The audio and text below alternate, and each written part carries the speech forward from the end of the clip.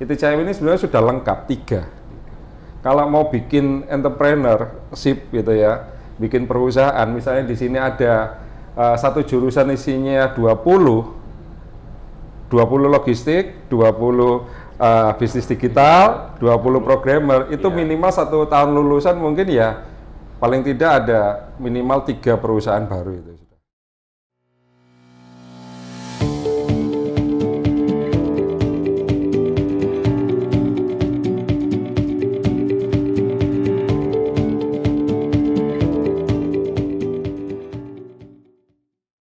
Assalamualaikum warahmatullahi wabarakatuh. Jumpa lagi Sobat Milenial, tentunya di acara podcast Let's Talk milik kebanggaan kampus IT ICM Sidoarjo. Nah, Sobat Milenial, kali ini saya kedatangan narasumber yang luar biasa. Tentunya kita akan membahas tentang bidang logistik. Nah, karena bidang logistik ini merupakan salah satu peluang yang bisa dijadikan untuk menjadi entrepreneur yang juga bisa bersaing di Indonesia maupun di luar negeri. Nah, langsung saja kali ini kita akan berkenalan dengan narasumber kita, dengan Bapak Anang Fahmi Sarip. Assalamualaikum Pak Anang. Waalaikumsalam warahmatullahi wabarakatuh. Bagaimana kabarnya Pak Anang hari ini? Alhamdulillah baik. Alhamdulillah baik. Ya. Alhamdulillah. Nah, Pak Anang, kita kali ini akan ngobrol-ngobrol tentang logistik, Pak. Nah, ini saya akan tanya-tanya kira-kira Pak Anang ini kan masternya di bidang logistik. Nah, kira-kira nanti bisa memberikan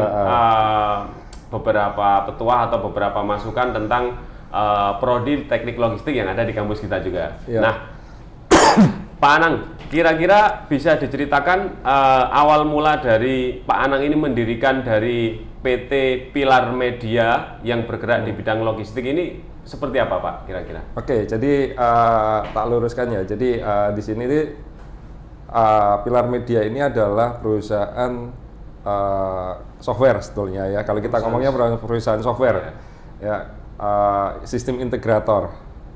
Kita bergerak di consulting support, di software development, gitu ya, sama di integrator. Tapi di bidang logistik dan supply chain, kayak gitu. Jadi kalau kita dianggap sebagai praktisi atau pelaku di bidang logistik enggak, tapi kita membantu mereka gimana mereka bisa pakai sistem lebih efisien, lebih produktif kayak gitu kan. Kemudian bisnisnya lebih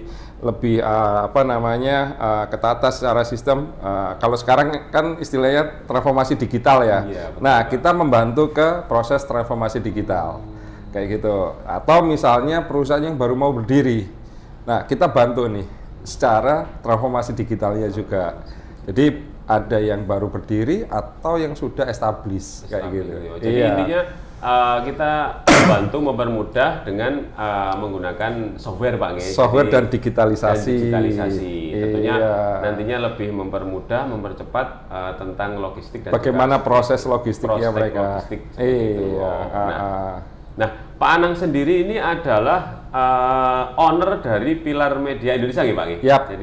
Jadi dari perusahaan Pilar Media Indonesia ini, apakah ada tim-tim selain dari Pak Anang atau? Ya, jadi kalau di kami ini sebagai sistem integrator ya, sebagai konsultan juga. Jadi ya kita terdiri dari sistem engineer ya. Kemudian konsultan sendiri, implementator ada sendiri. Nah, ini yang turun ke klien nih. Kemudian yang jelas nggak lupa ya, karena kita perusahaan software, jadi ada engineer ya, atau programmer. Gampangnya ngomongnya programmer. Nah, kita kan ngembangkan kan solusi mulai dari yang cloud sama mobile ya. Kalau kita ngomongnya aplikasi Android, aplikasi iOS kayak gitu kan.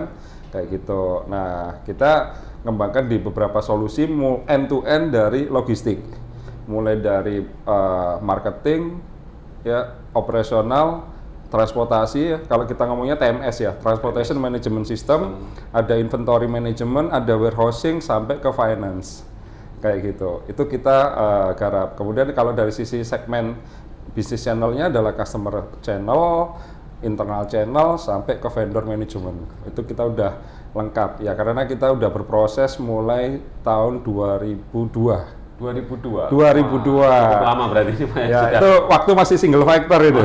Kayak gitu. Ya. Nah, kira-kira awal mula idenya kenapa Pak Anang ini konsentrasinya lebih condong ke bidang logistik atau supply chain itu bagaimana, Pak? Jadi awalnya ya tahun 2002 ini ya memang saya apa ya namanya, mungkin dibilang hobi juga iya, jurusannya juga lulusan juga iya gitu ya. Nah, kebetulan saat itu adalah penghasil rezeki pertama itu adalah dari software logistik.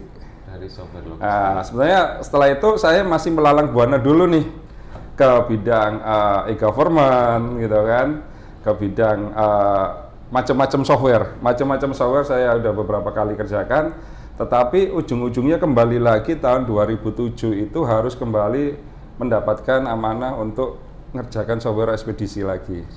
Jadi 5 tahun itu sebenarnya muter-muter ke berbagai macam sistem. Tapi akhirnya oke, kita putusin kayaknya logistik ini masih ceruknya sangat luas, segmented. Kita nggak palu gada, pokoknya segmentednya logistik dan supply chain. Ya, kita nggak menamakan software kita akuntansi enggak, tapi kita lebih ke arah software ekspedisi, Mas. Jadi dan di situ akhirnya secara modul kita juga berkembang gitu kan. Secara pengalaman kita juga nambah. Jadi kita nggak ada bukunya, tetapi kita best practice ya dari para pelaku logistik itu sendiri, sehingga ya berkembang sampai saat ini kayak gitu. Iya. Jadi memang awal mulanya dulu Pak Anang ini mengawali karirnya di Pilar Media ini memang sebagai single fighter gitu Pak ya. Single fighter dulu. Mencari beberapa pengalaman, setelah dapat banyak pengalaman baru mendirikan Pilar Media Indonesia ini. Nah, gitu. Oke, sangat luar biasa sekali. Nah, kira-kira peluang tentang software logistik ini Pak. Ini apakah sangat penting ataukah hanya sebagai basis atau pendukung atau bagaimana ini Pak kalau di perusahaan-perusahaan logistik ini? Jadi Pilar Media ini kan punya pengalaman juga membantu mendirikan dari nol ya, greenfield kita ngomongnya beberapa perusahaan logistik. Kalau dibilang IT yang nomor satu enggak juga, gitu kan. Tapi kalau kita ngomong adalah sekarang IT merupakan komponen utama, iya. Ya kan, tapi kalau ngomongin bisnis ya pemasaran nomor satu, operasional juga penting gitu kan, back office juga penting, tapi kan semuanya harus ada alat bantunya. Nah, sistem ini sebagai alat bantu, ya kan, punya software mahal, keren, tapi kalau pemasarannya nggak ada, sama juga kan gitu kan. Betul. Punya software mahal, tapi manpower dalam menjalankan operasional logistik nggak ada. Ya siapa yang juga bisa, masa robot semuanya, kan nggak juga, ya kan? Betul. Nah, tetapi alangkah lebih baiknya dan lebih efisien jika seluruh operasionalnya sudah bagus, ditambah dengan alat dukung sistem dan otomasi. Akan lebih hemat, lebih efisien, dan lebih cepat. Goalnya, ya customer mereka lebih satisfied ya. Nah, kayak gitu, itu goalnya salah satunya. Jadi sistem ini lebih ke arah sebagai pendukung bagaimana mereka bekerja lebih efisien, lebih efektif kayak gitu kan. Kecepatan informasi sehingga nanti mau ngapain berikutnya udah bisa cepat. Klien nanya kayak misalnya kita mau pesan sesuatu online, barangnya udah sampai mana ya? Ya kan, masa dikit-dikit WA. Tengah malam WA. Nggak mungkin juga gitu. Jadi kan. Bisa di-tracking Pak ya. Bisa di-tracking gitu kan, atau misalnya bagi sisi owner gitu kan. Sekarang posisi bisnis saya di mana? Untung berapa? Ada pemasukan nggak? Ada pemasaran baru nggak? Masa tengah malam juga nanya orang timnya? Kayak gitu kan? Nah, kayak gitu. Nah, kita lebih membantu lah ya. Kayak gitu. Intinya fokusnya lebih membantu, intinya di mana program yang nantinya dibuat itu bisa membuat perusahaan itu menjadi lebih efektif dan efisien. Karena memang penciptaan software ini kan membantu Pak ya, jadi yang sulit menjadi dipermudah, yang cepat menjadi lebih cepat lagi. Lebih cepat. Dan sebenarnya juga kan kalau dalam kontrol bisnis itu kan banyak hal ya. Salah satunya finance, ya kan. Perspektif finance itu kan revenue saya berapa? Cost saya berapa? Profitnya kan akhirnya berapa? Betul. Nah, sistem kita menghadirkan seperti itu. Jadi sebagai kalau di mobil dashboard ya. Dashboard posisi bisnis saya itu di mana? Nah, kayak Jadi gitu. bisa dilihat secara langsung gitu Pak. Nah, ya, kayak gitu. Nah, kira-kira nih Pak, nah untuk software baik nanti di bidang logistik, supply chain atau dan yang lainnya, ini kan pesaing dari Bapak kan bukan hanya satu, pasti banyak toh, Pak. Banyak. Apalagi ada beberapa software yang memang sudah punya lisensi yang tinggi seperti SAP atau Ya, mungkin ERP atau dan yang lainnya. Nah, itu gimana caranya Bapak biar tetap bisa fight dengan pesaing-pesaing yang memang banyak dan juga bagus-bagus seperti itu, bagaimana kira-kira Pak? Nah, satu sisi ya, satu kita memang strategi kita memang bermain di sisi niche market, yaitu adalah logistik, supply chain. Ya, SAP ataupun kayak Microsoft Dynamics, kita nggak pungkiri mereka punya pengalaman juga lebih luas gitu kan. Tetapi semua sistem itu ada plus minus. Plus minus itu bukan apa, tapi lengkap dan tidak, dan sesuai nggak dengan kearifan lokalnya. Oh, iya. Nah, ini yang kita mengisi gap-gapnya. Saya juga mereferensikan pada beberapa klien saya, pakai SAP dulu aja, gitu kan. Baru nanti kalau belum lengkap pakai kita, atau kalau mau sekaligus ya udah pakai punya kita. Dan kita juga ada project integrasi dengan SAP. Nah, jadi sebetulnya kalau dibilang persaingan enggak juga. Gitu kan. Tetapi lebih ke arah bagaimana kita berkolaborasi. Kalau sekarang ya, kayak gitu. Bagaimana kita lebih berkolaborasi. Nah, peluangnya sendiri bagi teman-teman di software house ya, yang mau segmented juga, ini masih sangat luas. Kita Pilar Media nggak akan juga sanggup ya. Kita ngomong Indonesia saja, itu kita ibaratnya ya muntah kalau kita mau semuanya, kita nggak bisa dominan. Kayak gitu. Kita perusahaan logistik ya, perusahaan logistik pun jenisnya macamnya banyak, mulai dari 2PL, 3PL, 4PL gitu kan. Kemudian secara jumlah mereka 7.000 lebih, gitu kan. Nah, setiap kebutuhan perusahaan beda-beda, gitu kan. Kapasitas kemampuan daya belinya juga beda-beda. Ya kan, ada yang suka celana Levi's, ada yang suka celana yang mungkin 5 kali lipat jari Levi's gitu kan. Nah, itu kan juga kita punya segmennya sendiri-sendiri gitu kan. Apalagi sekarang tren cloud ya, per transaksi, mereka nggak mau belinya per satu lisensi full gitu kan, mereka maunya per bulan gitu kan. Betul. Nah, kadang kan kita sebagai perusahaan juga apakah kita mau ngikuti tren seperti itu atau tidak, itu juga banyak pilihan. Jadi memang dari perusahaan Pilar Media ini mungkin perusahaannya bisa lebih custom Pak ya, jadi sesuai dengan SOP tiap perusahaan yang bergerak di bidang logistik kan beda-beda Pak. Jadi kita bisa menyesuaikan lah istilahnya seperti itu. Jadi nah itu advantage dari kami ya. Betul. Jadi kalau kita nggak jualan software jadi, tapi kalau dibilang kira-kira bisa nggak langsung digunakan, ya selama mau langsung pakai, karena kan kita best practice ya dari berbagai pengalaman dari berbagai perusahaan. Kalau kamu mau pakai, ya langsung pakai bisa. Tapi kalau perusahaanmu sudah jalan, siap nggak dengan transformasinya? Nanti kaget. Nah, nanti biasanya pakai cara A pegawainya, tapi kemudian tiba-tiba kalau pakai punya kita berubah karena ada sistem baru seperti itu. Nanti malah nggak kerja mereka. Betul. Ini makanya ya, ini opportunity makanya untuk ITCM gitu kan. Dengan adanya jurusan logistik. Betul. Nah, saya mulai tahun dari 2002, di mana sekolah logistik itu mungkin saya nggak pernah dengar ada. Ya, belum pernah ada. Pak, ya. Yang khusus logistik gitu kan. Sehingga saya bilang sebenarnya Indonesia ini kamus logistiknya sendiri belum keluar waktu itu.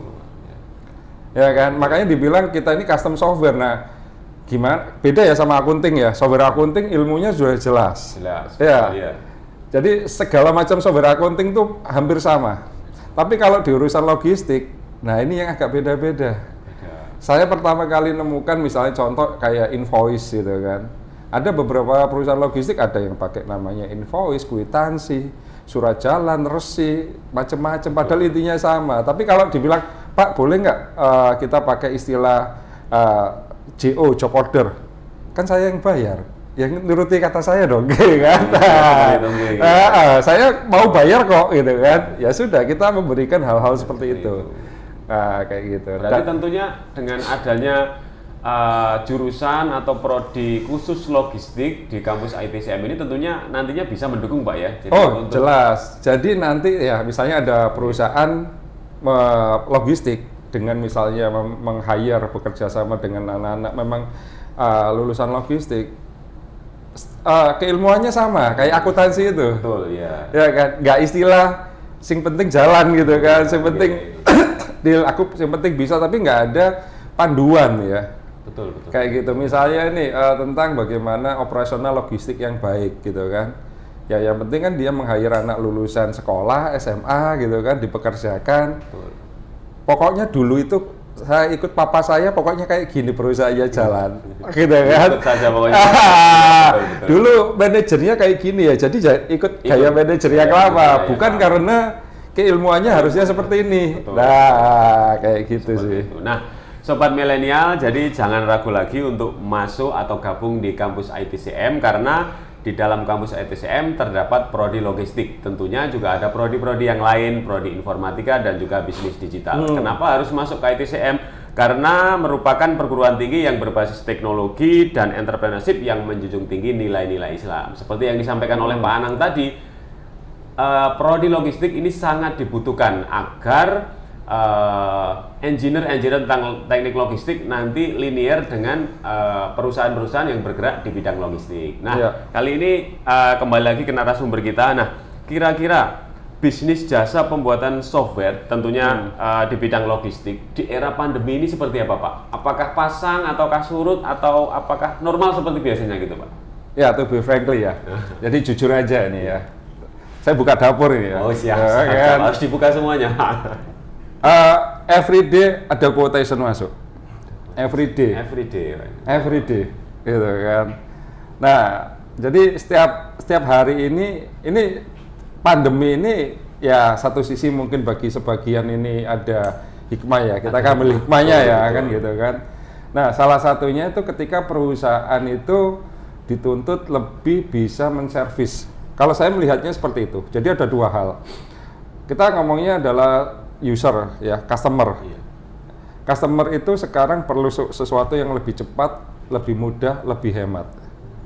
Ya, apalagi kalau enggak dengan sistem. Betul. Ya kan?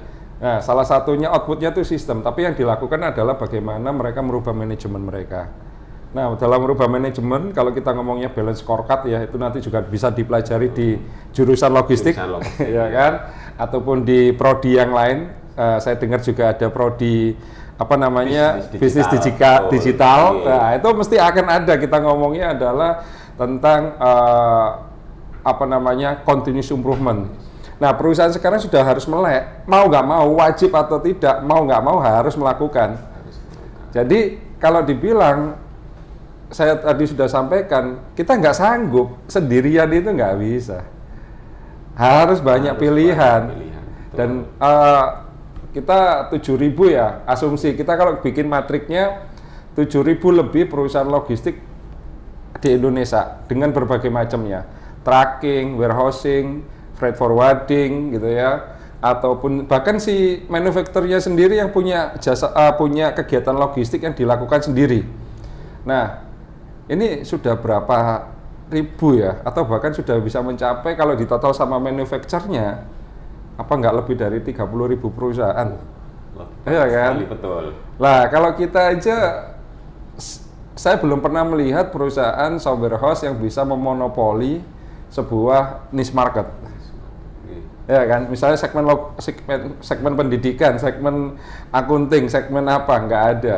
Karena ceruknya itu begitu luasnya. Ya kan? Pilar media aja dapat misalnya 3 aja udah bisa muntah-muntah gitu kan, bisa kena tipes semuanya gitu kan. Jelas melean semuanya gitu kan. Betul. Nah, makanya kalau kami sih konsepnya kolaborasi gitu kan. Kolaborasi. Nah, dan challenge-nya itu adalah apalagi kalau software house itu ya atau perusahaan digital itu punya tim tidak hanya developer saja atau engineer saja. Ada memang tenaga ahlinya yang di logistik. Itu juga di kami melakukan continuous improvement di mana tim Pilar Media isinya nggak programmer saja, tapi ada lulusan-lulusan logistik. Lulusan logistik, betul. Iya kan, jadi ada pakemnya, Iya. nggak asal tailor ya.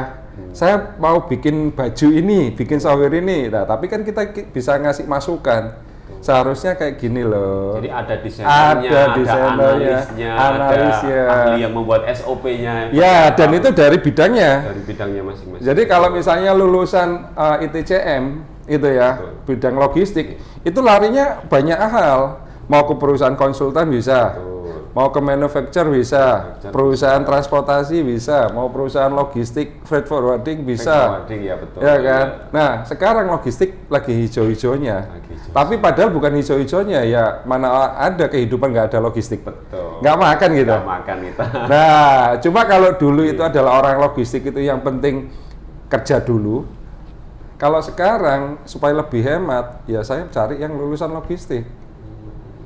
Saya nggak harus cari lulusan teknik industri. Industri, betul. Ya, Jadi kan? yang langsung Logistik saja. Ya, Pak, ya. Yang langsung berhubungan langsung, yang langsung bersentuhan dengan logistik itu, Pak. Logistik Jadi saja. tentu lebih paham nantinya, lebih Pak, paham gitu. gitu kan. Kuliah umumnya lebih sedikit ya kan, karena langsung ke logistik. Langsung ke logistik, karena ya. best practice kan. Best practice. Nah, kayak gitu. Betul. Makanya saya sangat berapresiasi ya kalau misalnya ada jurusan logistik gitu kan. Itu nanti lebih bisa membantu Indonesia ini, logistiknya ini lebih punya daya jual, daya servis yang lebih baik. Karena yang saya dengar sih ya dari beberapa user ya, tingkat logistik Indonesia itu servisnya masih agak kalah nih dengan dengan yang punya negara lain gitu kan. Nah ini sebenarnya kesempatan. Indonesia ini market gede. Betul. Ya kan. Masa dioperate sama luar semuanya? Nggak mungkin. Tentunya anak bangsa ini harusnya bisa Bapak, maksudnya bisa semuanya seperti itu. Nah, kemudian Pak Anang, ini kan di saat era pandemi ini banyak sekali konsumen yang istilahnya daya belinya itu sangat tinggi, di mana mereka semuanya menggunakan e-commerce, di mana semuanya mereka melakukan jual beli itu menggunakan beberapa marketplace seperti itu. Nah, kira-kira logistik ini berapa persen sih Pak untuk mendukung dari marketplace tersebut? Logistik ya, logistik ini sumbangsinya ya termasuk besar dalam supply chain, gitu kan, dari sisi e-commerce ya. Ya kalau misalnya harga barang 100.000 gitu kan, biaya logistiknya bisa 30.000 sendiri, ya kan. Betul, Nah ini yang dibilang ya, kadang saya bisa jualan. Ya kan, tapi kadang saya nggak bisa ngitung ongkos logistik, ya kan? Ya, betul. Ya, saya bisa produksi barang, tapi ongkos logistik saya keluarkan, nggak bisa bersaing juga nanti. Betul. Nah, makanya dulu saya juga gitu, saya pikir logistik itu harus di luar gitu kan, tapi ternyata dalam kegiatan production, kemudian distribusi, itu logistik ya pegang peranan, karena logistik itu nggak hanya sekedar ngirim. Ya kalau kita jualannya dalam kota, betul, ya kan. Betul. Tapi kalau kegiatannya kita semakin lebih besar, apa nggak ada manajemen logistiknya nih? Betul. Ya. Bukan hanya forwarder aja Pak ya. Jadi iya. Kalau bidangnya itu sudah meluas sampai ekspor dan impor ya, tentunya butuh sistem yang lain lagi seperti itu. Dan itulah gunanya. Jadi kalau sekarang sih jurusan logistik ini sebenarnya primadona. Bukan sesuatu yang mainstream. Ini lagi menuju viral. Lagi menuju viral gitu. Ya, ya. Betul, Pak, betul. Logistik ini viral, lagi hijau. Lah orangnya ini di mana? Ya kan? Betul. Jangan sampai kasar aja gitu ya. Jurusan-jurusan yang lain direkrut untuk menjadi orang logistik. Ya kenapa nggak orang logistik aja? Yang memang sudah menguasai seperti itu kan Pak ya. Trennya betul, seperti betul, itu gitu kan. Nah, sobat milenial jangan ragu lagi untuk masuk ke kampus ITCM, karena memang kita akan menghasilkan engineer yang ahli di bidang logistik yang seperti diceritakan oleh Bapak Anang tadi. Memang kita butuh engineer yang memang khusus di bidang logistik untuk menyupport atau mendukung logistik tentunya di Indonesia dan tentunya nanti bisa jadi di luar negeri. Seperti itu ya Pak? Ya sebenarnya jurusan yang ada di sini ya, prodi yang dibentuk di ITCM itu sebenarnya udah klop. Segitiganya udah klop. Kalau misalnya saya mau bekerja ya, saya cukup bekerja setahun dulu. Nah, saya punya teman-teman satu kampus ini lulusannya bareng. Ada programmer, ada bisnis digital, ada logistik, ada. Kira-kira ya bikin sendiri habis itu perusahaan logistik. Oh, oke, startup logistik dong. Nah, Pak Anang, kira-kira tantangan terbesar dalam menjalankan bisnis ini, kira-kira bisnis yang ada di perusahaan Pilar Media Indonesia ini apa Pak kira-kira tantangan terbesarnya? Nah, tantangan terbesar itu satu ya, menyenangkan customer dan menyenangkan stakeholder yang lain. Ya kan kita kan punya customer, punya yang kalau di Pilar Media customer itu investor. Gitu. Ya, investor nomor satunya Pilar Media itu ya customer itu. Terus kemudian kita punya stakeholder utama yaitu tim. Nah, salah satu yang membuat tim nyaman itu kan sebenarnya sekarang adalah tentang bagaimana kita menciptakan sebuah budaya development yang baik. Ini juga bukan sesuatu yang mudah, gitu ya, saya dalam menjalankan ini. Nah, cuma semakin lama kita berimprove, ya saya tadi sampaikan bahwa ITCM ini sebenarnya sudah lengkap 3. Kalau mau bikin entrepreneurship gitu ya, bikin perusahaan, misalnya di sini ada satu jurusan isinya 20 logistik, 20 bisnis digital, 20 programmer, itu minimal 1 tahun lulusan mungkin ya paling tidak ada minimal 3 perusahaan baru itu sudah. 3 perusahaan logistik baru itu. Oh, digital logistik ya. Logistik ini. Jadi memang 3 prodi ini sudah sangat mendukung Pak ya. Jadi iya dong. Bisnis digital ya. Betul. Ini paling tidak di area manajemennya, ya kan? Betul. Sama pemasaran. Betul. Productionnya di sisi orang programmer, betul. Ya kan? Knowledge-nya tentang resepnya ada di orang logistik, ya kan? Nah, SOP ini dibangun, ya kan? Karena dalam mendevelop ini harus juga orang yang tahu bisnis logistik. Kalau enggak nanti kita di underestimate sama klien kita sendiri. Apa bedanya saya cuma Anda sebagai tukang, tapi nggak punya knowledge logistik, berarti nggak punya experience dong ngerjakan sistem logistik, gitu kan? Nah, saya juga harus melengkapi di tim kami dengan adanya orang-orang logistik, kayak gitu. Jadi jangan sampai kita dianggap hanya cuma tukang yang palu gada gitu ya. Enggak, kita mau segmen di logistik kayak gitu kan. Betul, jadi. Nah, ini sebagai gambaran ya, di India saja startup di bidang logistik itu ada sekitar di atas 1000 startup di bidang logistik. Padahal kompleksitas logistik itu Indonesia lebih kompleks. Ya kan? Ya, kita negara kepulauan. Betul. Kita punya kearifan lokal yang lebih banyak.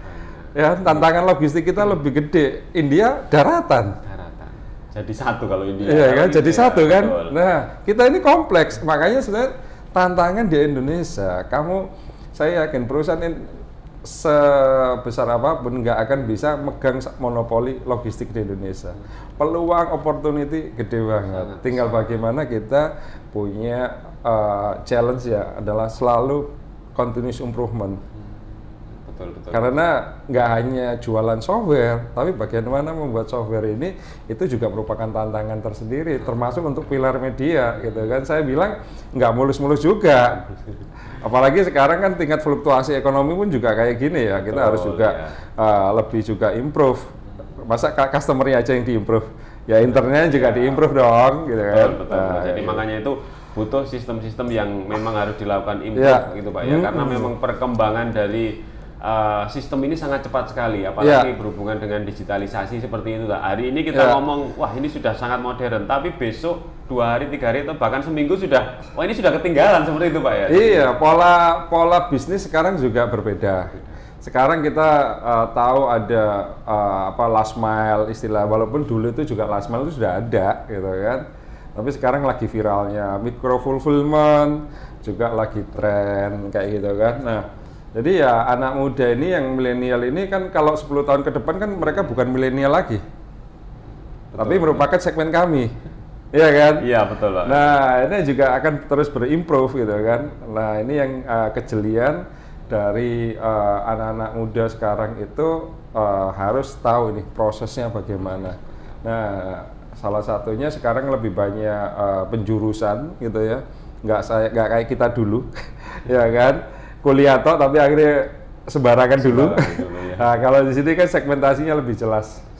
Nah, kayak gitu. Tantangannya akan lebih beragam. Saya nggak ngomong lebih berat ya, beragam, beda. Lebih beragam. Nah, kayak gitu. Karena kita mempunyai prodi yang memang dikhususkan untuk spesifik gitu Pak. Iya, itu penting. Itu penting. Logistik bukan karena kebetulan pilar media di logistik ya, tapi saya sampaikan bahwa perusahaan logistik butuh Anda gitu aja. Kayak gitu. Iya.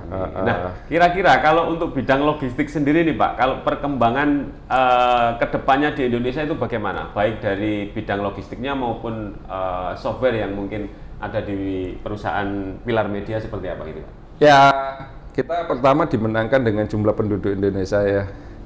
Segitu banyaknya. Berarti logistik akan tumbuh terus. Ya kan? Akan tumbuh terus. Bayi lahir itu sudah menumbuhkan nilai logistik, ya kan? Sendiri gitu. Ya, jadi pilihannya adalah mau menambah banyak anak supaya nambah bisnis logistik, gitu kan?